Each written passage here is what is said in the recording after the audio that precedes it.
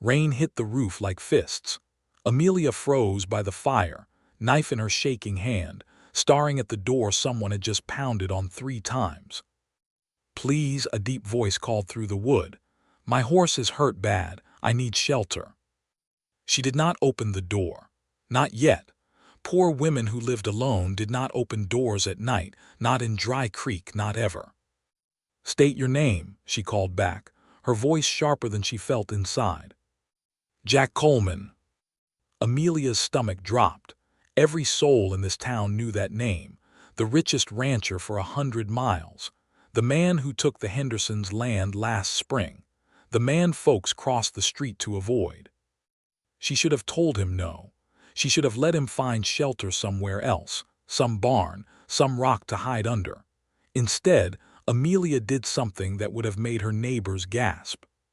She opened the door wide. Water poured off Jack's fine leather coat and pooled on her floor. He was soaked through, his hat dripping, his boots caked in mud. He looked nothing like the cold, hard man the town whispered about. He looked tired. He looked cold. He looked, for one strange moment, almost human. "Sit," Amelia said, pointing at the chair by the fire, her tone flat as a closed gate. Jack blinked at her, surprised. Rich men were not ordered around, but he sat. Amelia turned her back to him and pulled out her last bit of flour. Her hands moved fast, mixing, shaping, working the dough like she always did when fear crawled up her throat. She did not know why she was feeding this man. She only knew her mother's voice in her head, saying, "Never let a soul go hungry under your roof." She set the warm biscuit on a plate and placed it in front of him without a word. Jack lifted it to his mouth. Then he stopped moving completely. His eyes went wide and his hand began to tremble. The fire popped, and Jack's spoon froze halfway to his mouth.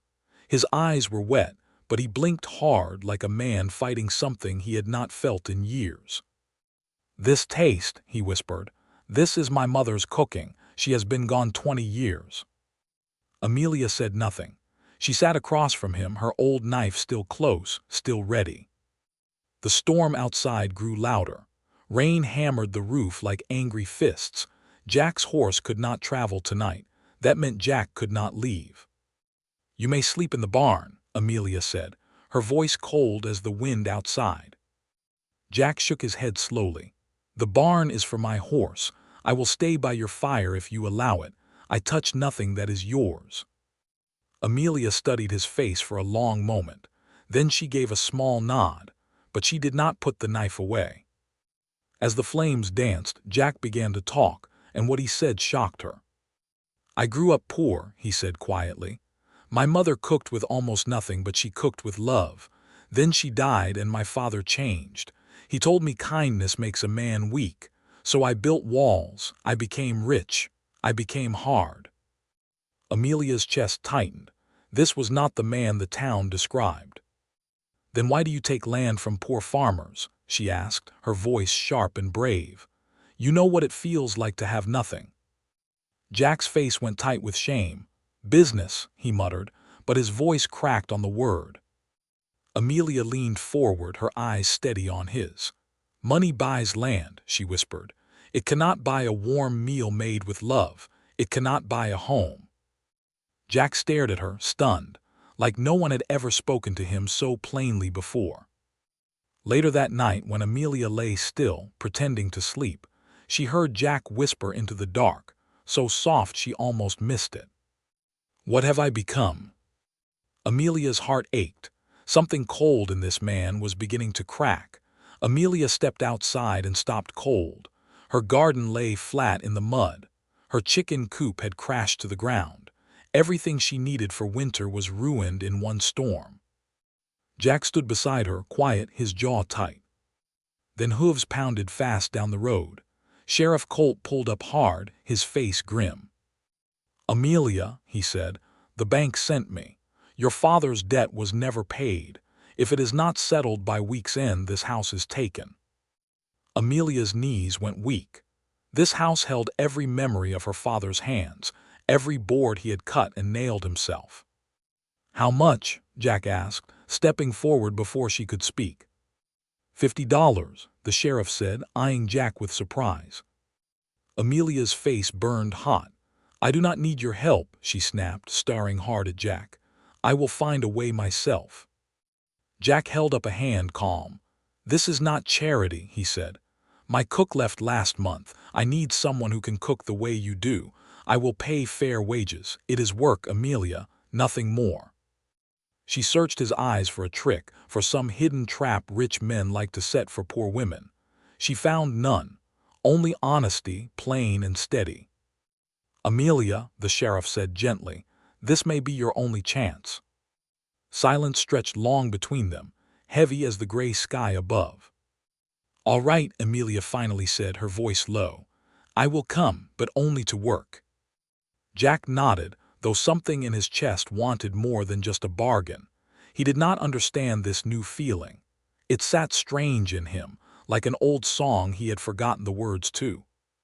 That night Amelia folded her few dresses into a worn bag. Her hands trembled, not just from cold. Fear twisted through her like a snake. Hope flickered beside it like a small flame refusing to die.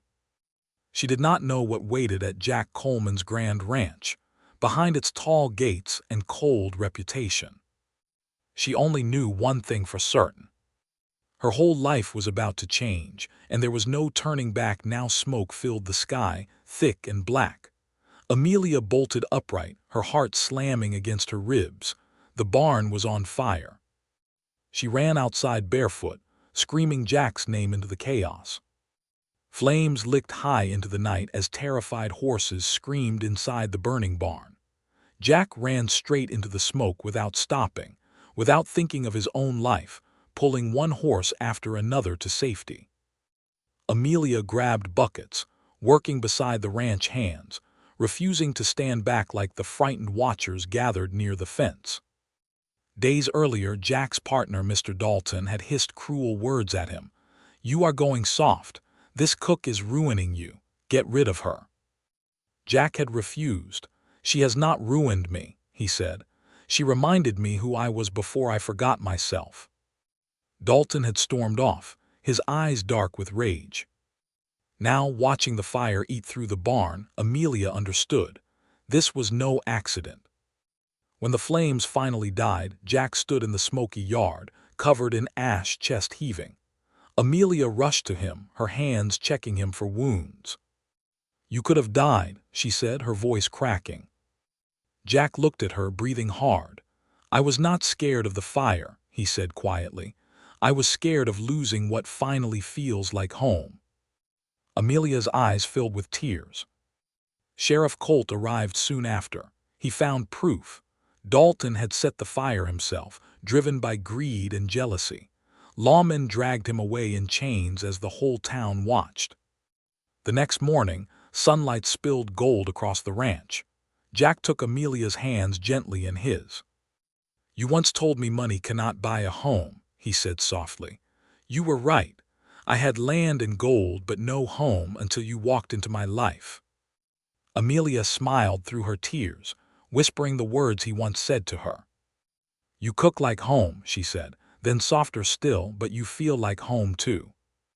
From that day, Jack was known not for his wealth, but for his kindness and the home a whisper had built.